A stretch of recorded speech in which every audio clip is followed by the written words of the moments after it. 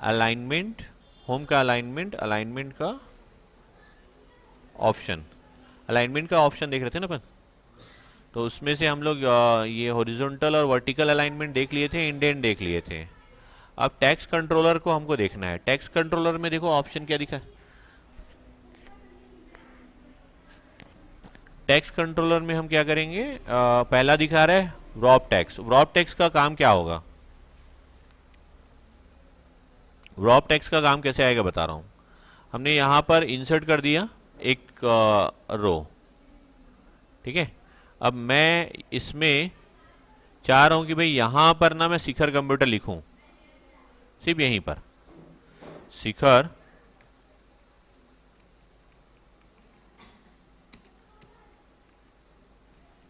Computer Mahasamund, inter, ये हमने कर दिया। अब यहां पर देखो ये शिखर कंप्यूटर महासमुंद लिखा हूं, ये 2 लाइन में आ जाए, 3 लाइन में, मतलब 3 कॉलम में आ जा रहा है। मैं चाह रहा हूं कि वो 3 कॉलम में ना आए, वो क्या हो, सिंगल कॉलम में ही रहे।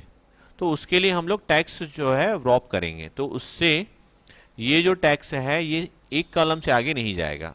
देखो मैं टैक्स रॉप कर रहा हूँ या रॉप टैक्स कर रहा हूँ और ओके कर दूंगा, तो देखो ये एक ही कॉलम में आ जाएगा। ये हो गया हमारा टैक्स रॉपिंग, ओके। पर अच्छा नहीं लग रहा है।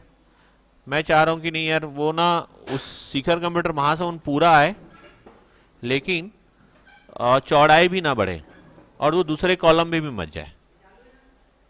वो पूरा का पूरा टैक्स आए, कॉलम की जो चौड़ाई ऊंचाई है वो भी मत बढ़े, और कॉलम की ऊंचाई जो है नहीं बढ़ना चाहिए, और पूरा मैटर उसी डब्बे में आ जाए। तो उसके लिए हम क्या करेंगे, श्रिंक टू फिट करेंगे, है ना, और ओके कर देंगे। तो देखो साइज को छोटा करके लो,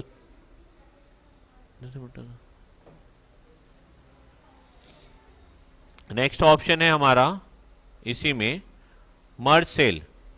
अब देखो हमने टैक्स रॉप किया तो क्या हुआ, जो ऊंचाई है ना वो, मतलब रो की जो हाइट है वो काफ़ी हो गई थी, है ना।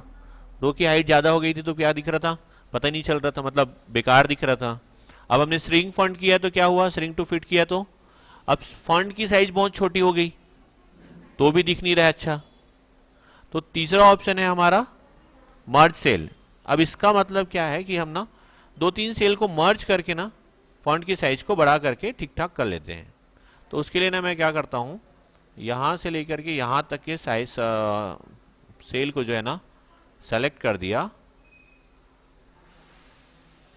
अलाइनमेंट में फॉन्ट होम के अलाइनमेंट में चले गए, shrink font shrink to fit को बंद कर दिए और मर्ज सेल को ऑन कर दिए, ओके कर दिए। तो देखो ठीक है। अब यहाँ पे श्रिंक टू फिट हमने मर्ज तो कर दिया, मर्ज किया तो ये किनारे में आ गया। अब इसकी साइज को थोड़ा बड़ा कर देते हैं, है ना, और सेंटर कर देते हैं, तो थोड़ा सा ये अच्छा लगेगा। आया समझ में, आया कैसे किया हमने, अलाइनमेंट में जा करके, है ना, टैक्स कंट्रोलर में जा करके मर्ज सेल कर दिए तो ये आ जाएगा, ओके।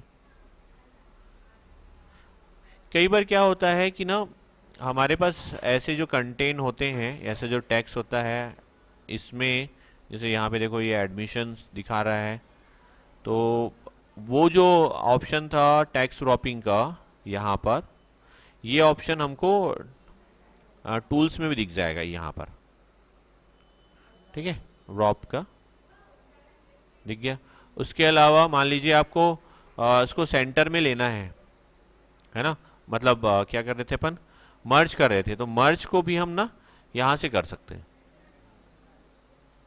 देखो ये टूल्स में दिख रहा है मर्ज एंड सेंटर, तो मर्ज भी हो जाएगा और सेंटर में चला जाएगा। ये मैं पहले मर्ज को हटा देता हूँ, देखो अब ये हट गया है।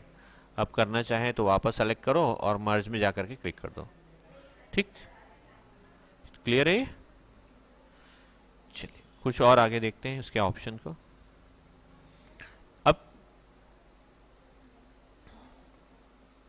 यहाँ पर अलाइनमेंट में फिर से जाते हैं। अब इसमें देखिए ओरिएंटेशन, ओरिएंटेशन क्या होता है, जो टेक्स्ट का जो स्टाइल है ना उसको बदलने के लिए। अब मैं इसमें क्या कर दे रहा हूँ, 42 डिग्री जो है फॉन्ट की साइज को हटा, मतलब तिरछा कर दे रहा हूँ। ओके, देखो यहाँ पर क्या हुआ। ठीक है, जो सेलेक्ट किए वो, अगर मैं पूरे को चाह रहा हूँ तो पूरा सेलेक्ट हो जाएगा, और 40 अलाइनमेंट में गया, और 42 डिग्री 45 डिग्री अलाइनमेंट को हम बस तिरछा कर दें। वापस ठीक करना है तो हम वहीं पर गए और सेंटर कर देंगे। ओके, ठीक। नाम वगैरह में कर देते हैं, ये इसमें इसमें अच्छा लगेगा, हेडिंग वाले में। टेक्स्ट रॉप है, इसको हटा देता हूँ या रहन देता हूँ, और इसको 45 डिग्री रोटेट कर दिए। हाँ, इससे भी होता है, सेम है ऑप्शन, वही ऑप्शन। लेकिन इसमें क्या, ये ऑलरेडी 45 दिया हुआ है। अब मान लीजिए 41 करना हो तो यहाँ पर ऑप्शन नहीं है, यहाँ पे ऑप्शन में जाना पड़ेगा, तो यही खुलेगा। तो इसमें आपको ऐसा देखना पड़ेगा, यहाँ से लिख भी टच कर सकते हैं। ठीक है, 90 डिग्री भी कर सकते हैं आप इसको, ऐसा दिखा। इस तरह से आप 90 डिग्री रोटेट भी कर सकते हैं। आप ऐसा 90 डिग्री भी रोटेट कर रहे हैं तो भी हो जाएगा, और आप इधर माइनस पे भी करेंगे तो भी हो जाएगा। आगे समझ में? तो ये अलाइनमेंट का पूरा ऑप्शन समझ में आ गया। यहाँ पर टेक्स्ट का डायरेक्शन दिखा रहा है, देखो ये है ना, लेफ्ट से राइट और राइट से लेफ्ट, तो ये भी हम कर सकते हैं। अपन कैसे करें, एक सेंटेंस को एक ले लेते हैं, इस पे ये तो नॉर्मल था। अच्छा, वो टेक्स्ट के लिए आएगा, यहाँ पर ना इस पे लेता हूँ, ये वाले पे। देखिए ये DCA टैली ऑफिस, ऑफिस का अभी डायरेक्शन कैसा है, नॉर्मल है। मैं इसको लेफ्ट से राइट कर देता हूँ। ओके, दूसरा वाले में क्लिक किया, इसको मैं राइट से लेफ्ट कर देता हूँ। अब ओके कर देता हूँ। अच्छा, नहीं आ रहा, ठीक है। मैं DCA देखो, अभी जब मैं DTP लिख रहा हूँ ना, ठीक है, यहाँ पे कर्सर रख करके DTP लिख रहा हूँ या शिखर कंप्यूटर लिख रहा हूँ, तो देखो कहाँ पे लिखा रहा है, शिखर कंप्यूटर। आ रहा है समझ में, है ना। अब यहाँ पे कर्सर रखा, अब इसमें लिख रहा हूँ शिखर कंप्यूटर। दोनों में अंतर समझ में आया क्या? अब ये तीसरे में शिखर कंप्यूटर लिखता हूँ। ये नॉर्मल था, इस पे हमने क्या किया, लेफ्ट से राइट की ओर। इसमें हमने क्या किया, राइट से लेफ्ट। मतलब यहाँ पे PGD से लिखना है तो देखना, मैं PGDCA,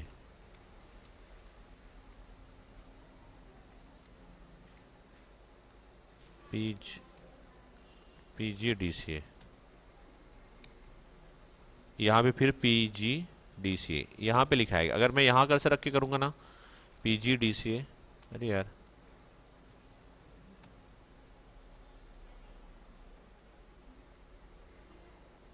यहाँ पे देखो ये राइट से लेफ्ट कर देता हूँ। ओके किया, अब यहाँ पर F2 किया तो इधर लिखा रहा है, इस कोने से लिखाना चालू हुआ, है ना।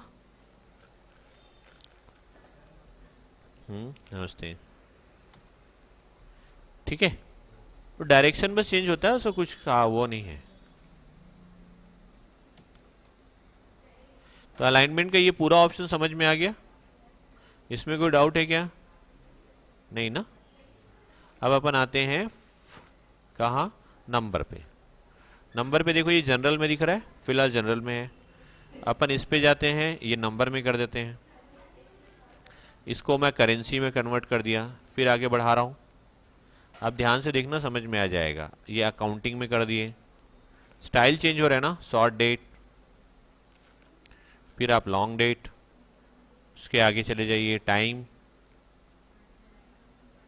फिर उसके बाद परसेंट, उसके बाद फ्रैक्शन, उसके बाद साइंटिफिक, फिर तो फिर ये टैक्स का नंबर था नॉर्मल, हमने उसको अलग अलग स्टाइल में डाला या नंबर की सेटिंग चेंज की, तो इतनी सारी चीज़ें हमारे पास आ गई। अब आगे देखते हैं ये जो ऑप्शन यहाँ जो हमने देखा था, यही सारा ऑप्शन कहाँ मिलेगा अपने को, यहाँ पर भी मिल जाएगा। कुछ कुछ ऑप्शन, सारे ऑप्शन नहीं, कुछ कुछ। जैसे ये है, ये सिंबल है अकाउंट का, तो आप यहाँ से डायरेक्ट अकाउंट का सिंबल डाल सकते हो। अब ये परसेंट का है, तो आप डायरेक्ट इससे परसेंट भी कर सकते हो। यहाँ कॉमा लगाने के लिए है, दशमलव के बाद डेसिमल प्लेस में है, दशमलव के बाद जितना भी जीरो लगाना है। अब जीरो कितना लगाना है वो अगर डिसाइड करना है तो आप यहाँ लगा सकते हो। दशमलव के बाद कितना जीरो चाहिए, अगर आपने जीरो ज़्यादा लगा दिया है, उसको कम करना है तो आप कर सकते हैं। ठीक है। अब इसका डायलॉग बॉक्स भी है, दिख रहा है।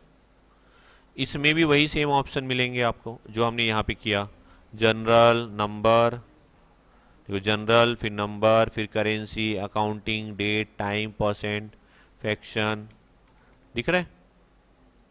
इसका बेनिफिट क्या है?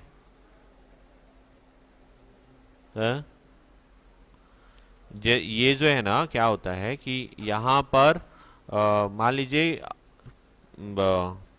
कोई टैक्स या कोई नंबर आपने टाइप किया, अब वो जो है नंबर है कुछ एरर आ रहा है उसमें, तो आप ना यहाँ से जा करके उसे सेट कर सकते हो।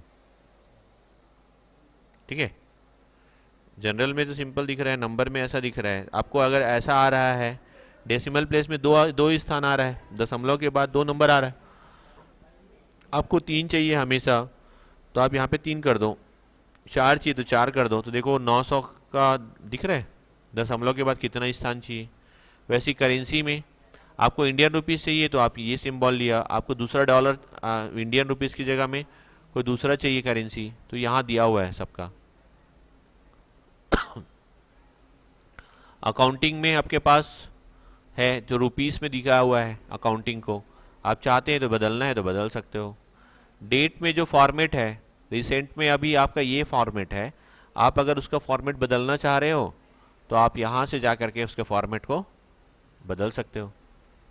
टाइम में भी वैसे ही है, आप टाइम जो है इस तरह से दे रहे हैं, यहाँ पर आपको पीएम और एएम भी डिफाइन करना है, तो हम इसको ऐसा फॉर्मेट में दे सकते हैं।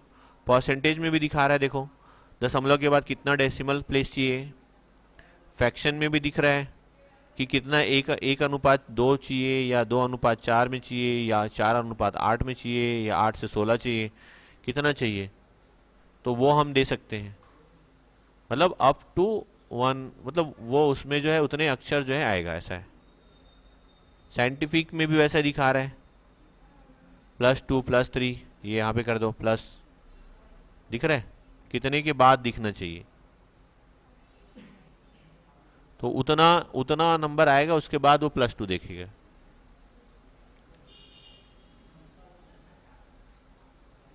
ठीक है ना, उतना वैल्यू ले लेगा, उसके बाद करेगा। टैक्स में तो टैक्स का है, स्पेशल में यहाँ पर भी आप स्पेशल में कैटेगरी चेंज कर सकते हैं, कौन सा टाइप का चाहिए वो, और कस्टम में भी आप चेंज कर सकते हो। यहाँ दिख रहा है स्टाइल बहुत सारा, आप जिस फॉर्मेट में चाहते हैं, जैसा फॉर्मेट में चाहते हैं, उतना वैसा वाला फॉर्मेट में आ जाएगा। आ गया। आप इसको बदल भी सकते हो, 2 3 4 5 6 7 8 9 10 11 12, एंटर, तो सामने में 12 जीरो आ गया। आ गया। तो ये कहाँ से होगा, इधर से।